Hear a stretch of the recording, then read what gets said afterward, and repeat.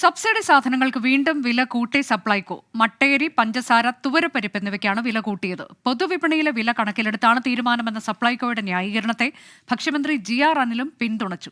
സപ്ലൈകോയ്ക്കും consumer ഫെഡിനും ആവശ്യമായ fund അനുവദിച്ചിട്ടുണ്ടെന്ന് ധനമന്ത്രി KN Balagopal പറഞ്ഞു.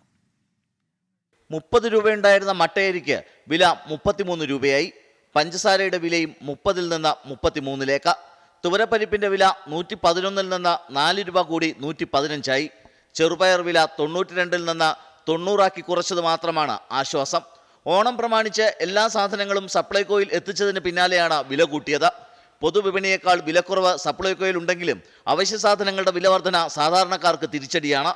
വിപണി വില അനുസരിച്ചുള്ള ചില ക്രമീകരണങ്ങളാണ് വരുത്തിയതെന്നും ചുമരുണ്ടെങ്കിലേ ചിത്രം വരയ്ക്കാൻ കഴിയൂവെന്നും മന്ത്രി GR അനിൽ. മാർക്കറ്റിലെ വിലയിൽ നിന്നും വലിയ തോതിൽ ആളുകൾക്ക് ആശ്വാസം പകരാനൊരു സംവിധാനമാണ് പൊതുമേഖലാ സ്ഥാപനം നിലനിർത്തുന്നത്. ടോട്ടൽ എടുത്തു നോക്കിയാൽ 400-ലധികം രൂപയുടെ ഡിഫറൻസ് ഈ 13 ഉൽപ്പന്നങ്ങളിൽ നിന്ന് മാത്രം ജനങ്ങൾക്ക് കിട്ടും. വിലക്കയറ്റം നിയന്ത്രിക്കാൻ നടപടികൾ സ്വീകരിച്ചിട്ടുണ്ടെന്ന് ധനമന്ത്രി KN ബാലഗോപാൽ. നമ്മളെന്തായാലും അതിനെ നിയന്ത്രിക്കാനാണ് സപ്ലൈകോ ഏറ്റവും കൂടുതൽ ശ്രമിക്കുന്നത്. കൺസ്യൂമർ ഫെഡിൻ്റെയും കടകളുണ്ട്, അവർക്കും നമ്മൾ പ്രത്യേകം ഫണ്ട് അനുവദിച്ചിട്ടുണ്ട്.